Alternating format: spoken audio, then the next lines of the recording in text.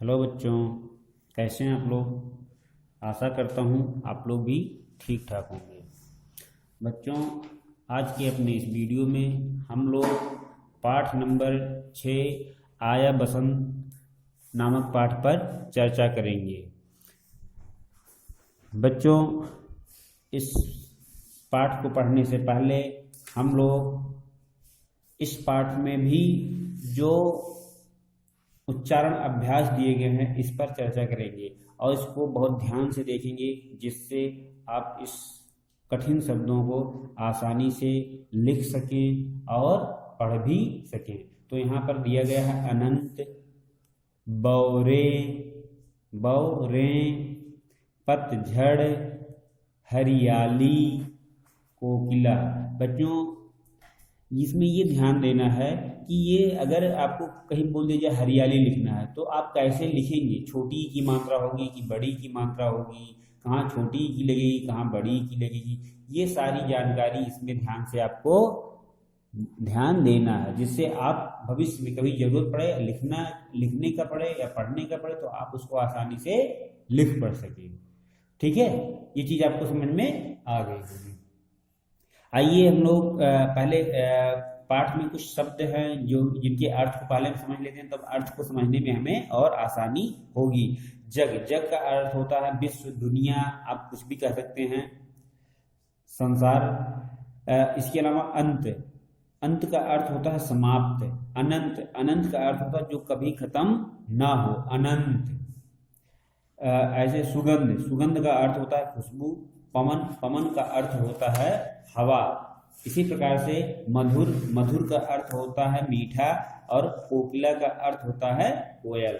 और बच्चों, मैं आपको बता दूं कि इस पाठ के लेखक जो हैं वो सोहनलाल द्विवेदी जी हैं। कौन है? सोहनलाल द्विवेदी हैं। तो ऐसे प्रश्न आपसे पूछे जा सकते हैं कि आया बसंत नामक पाठ के लेखक कौन हैं, तो आपको उत्तर देना होगा सोहनलाल द्विवेदी। कौन है?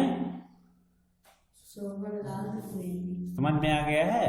तो आप आसानी से देख लीजिए कैसे लिखा है। सोहनलाल द्विवेदी लिखना हुआ तो कैसे लिखेंगे आप इसको देख लीजिएगा। आइए पहले हम कविता को पढ़ते हैं। आया बसंत, आया बसंत, छाई जग में शोभा अनंत। सरसों खेतों में उठी फूल, बौरे आमों में उठी झूल। बेलों में फूले नए फूल, पल में पतझड़ का हुआ अंत। आया बसंत, आया बसंत, छाई जग में शोभा अनंत। लेकर सुगंध बह रही पवन, हरियाली छाई है बन बन। सुंदर लगता है घर आंगन, है आज मधुर दिगंत। आया बसंत, आया बसंत, छाई जग में शोभा अनंत। भंवरे गाते हैं नया गान, कोकिला छेड़ती कुहू तान। है सब जीवों के सुखी प्राण, इस सुख का हो अब नहीं अंत। आया बसंत, आया बसंत, छाई जग में शोभा अनंत। बच्चों, आप लोग इस कविता को लर्न कर लीजिएगा। आप लोग इस कविता को लर्न कर लीजिएगा, जिससे आप बिना देखे आसानी के साथ लय में इसको गा सकें। आया बसंत, आया बसंत, छाई जग में शोभा अनंत। सरसों खेतों में उठी फूल, बौरे आमों में उठी झूल। बेलों में फूले नए फूल, पल में पतझड़ का हुआ अंत। आया बसंत, आया बसंत। बच्चों, मैं आपको बता दूं, ये बसंत ऋतु की बात की गई है। ये कौन सी ऋतु की बात की गई है? बसंत ऋतु। आप लोग अपने घर में, अपने विद्यालय में बसंत पंचमी मनाते होंगे। बसंत पंचमी मनाई जाती है ना। ये अक्सर वैसे अगर देखा जाए तो ये फरवरी महीने में लगभग पड़ता है। फरवरी महीने की शुरुआत में ही करीब करीब ये पड़ता है। इस बसंत की खासियत क्या है? इस बसंत में मतलब मौसम जो होता है बहुत सुहाना होता है। क्या होता है? बहुत सुहावना होता है। ना तो बहुत ज़्यादा गर्मी होती है और ना बहुत ज़्यादा ठंड होती है। अगर आप चाहेंगे तो आप हाफ शर्ट में भी घूम सकते हैं, और अगर आप चाहेंगे फुल कोट वगैरह पहन करके घूमना तो आप उसमें भी घूम सकते हैं। तो इसीलिए ये मौसम कैसा है, सुहाना है। इसीलिए बसंत ऋतु की यहाँ पर बात की गई है और बसंत ऋतु में क्या क्या होता है इस पर यहाँ पर चर्चा किया गया है कि आया बसंत छाई जग में शोभा अनंत। जग में यानी संसार में शोभा अनंत छा गई है। उस समय और क्या होता है, खेतों की अगर बात करें तो क्या होता है, खेतों में अगर सरसों होते हैं तो क्या होते हैं, वो सब उसमें फूल आ जाते हैं। सरसों के पौधे में क्या आ जाते हैं, फूल आ जाते हैं। ठीक, वो पूरा फूल से एकदम बिल्कुल खिला रहता है। और आम के वृक्षों की अगर बात करें तो उसमें बौर लगने शुरू हो जाते हैं, बौर आ जाते हैं। बेलों का अर्थ यहाँ से पेड़ से है, नए बेलों में फूले नए फूल। जो पेड़ पौधे हैं उसमें फूल, नए नए फूल आ जाते हैं। पल में पतझड़ का हुआ अंत, आया बसंत।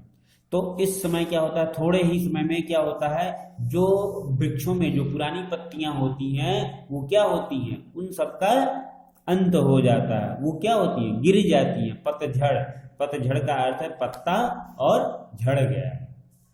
ठीक है, तो ये क्रिया जैसा कि आप लोग जानते होंगे कि एक साल में पेड़ के पत्ते अपने आप बसंत ऋतु में क्या होते हैं, सारे गिर जाते हैं। उसके बाद उस पेड़ में नई नई पत्ते निकलना शुरू हो जाते हैं। उस समय क्या होता है, नई नई पत्तियां निकलती हैं, फिर उसके बाद हरियाली आती है। इसी का वर्णन किया गया है। उस समय जो हल्की फुल्की हवा चल रही होती है उसके बारे में देखिए लिखा गया है कि लेकर सुगंध बह रही पवन। सुगंध मतलब होता है खुशबू, पवन का अर्थ होता है हवा। हवा कैसे बह रही है, खुशबूदार हवा चल रही होती है। हरियाली छाई है बन बन, सुंदर लगता है घर आंगन, है आज मधुर दिगंत। मतलब ये आज का दिन जो कैसा है, बहुत मधुर है, बहुत मीठा है। क्यों, क्योंकि आज जो हवा चल रही है वो कैसी है, खुशबूदार हवा चल रही है। चारों तरफ बन बन में क्या छाई हुई है, हरियाली छाई हुई है। और अपना घर और आंगन कैसे लग रहा है, बहुत सुंदर लग रहा है। और आज बहुत मधुर दिन और दिगंत है। इसी प्रकार से यहाँ भी लिखा है आया बसंत छाई जग में शोभा अनंत। और इसके अलावा क्या होता है, भंवरे गाते हैं नया तान। उस मौसम में जहाँ हम सब खुश होते हैं, यानी मानव प्रजाति खुश होती है, वहीं पर अन्य जीव जंतु जो होते हैं वो भी इस मौसम में खुश होते हैं। उनको यहाँ पर इसीलिए कहा गया कि पूरे संसार में खुशियां यानी आ रही हैं। पूरे यहाँ पर आपने देखा होगा जग का अर्थ है दुनिया या संसार। पूरे संसार में क्या है, खुशियां हैं। भंवरे क्या कर रहे हैं, गाते हैं नया गान। भंवरे क्या कर रहे हैं, फूलों पर गुनगुनाते हैं। फूल उसमें नए नए निकले होते हैं, उस पर भंवरे क्या कर रहे होते हैं, गुनगुनाते हैं। कोकिला छेड़ती कुहूता, और कोयल उस समय क्या कर रही होती है, गाती है। कोयल एक पक्षी है, आप जानते होंगे। कोयल कौवे की जैसी होती है, लेकिन वो थोड़ा सा हल्का सा ब्राउन कलर में और होती है। कोकिला छेड़ती कुहूतान, है सब जीवों के सुखी प्राण। और ये जो मौसम होता है, बसंत ऋतु जो होती है, इस समय में सभी प्राणी सुखी होते हैं। सभी प्राणी का अर्थ है सभी जीव जंतु जो इसमें आएंगे वो सब प्राणी के अंतर्गत आएंगे। सभी लोग कैसे होते हैं, सभी लोग खुश हैं। सब जीवों में सुखी प्राण, इस सुख का हो अब नहीं अंत। और कभी ऐसा चाहता है कि इस ऐसा जो मौसम आया है, ये जो मौसम चल रहा है, ये जो सुखीदार मौसम जो चल रहा है, जिस मौसम से हमें खुशी मिल रही है, इस मौसम का अब कभी अंत ना हो, ऐसा कवि सोहनलाल द्विवेदी चाहते हैं। और कहते हैं आया बसंत छाई जग में शोभा अनंत। और पूरे संसार में, पूरी दुनिया में अनंत शोभाएं, क्या हो गया है, अनंत शोभाएं छाई हुई हैं।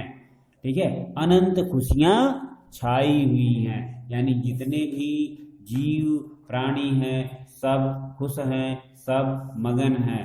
तो बच्चों, इस तरह से ये पाठ हमारा यहीं पर समाप्त हो रहा है। आप लोग अपने अगले वीडियो में इस पाठ पर आधारित प्रश्न उत्तर पर चर्चा करेंगे। इससे पहले आप लोग को एक कविता, आप लोग इसको बार बार पुनः दोहराइएगा, इस कविता को याद कर लीजिएगा। जब भी आप आएंगे तो आपसे कविताएं सुनी जाएंगी और कविता आप लोग सात स्वर गाएंगे, मतलब स्वर के साथ। ऐसा नहीं कि बस छाया बसंत आया बसंत, मतलब उल्टा सीधा कुछ भी आप बोलते रहें। एक लय में आया बसंत छाई जग में शोभा अनंत, लय के साथ इसको आप लोग लर्न कर लीजिएगा। तो बच्चों, आज का जो हमारा वीडियो है यहीं पर यह समाप्त हो रहा है। मिलते हैं हम लोग अगली वीडियो में, तब तक के लिए धन्यवाद।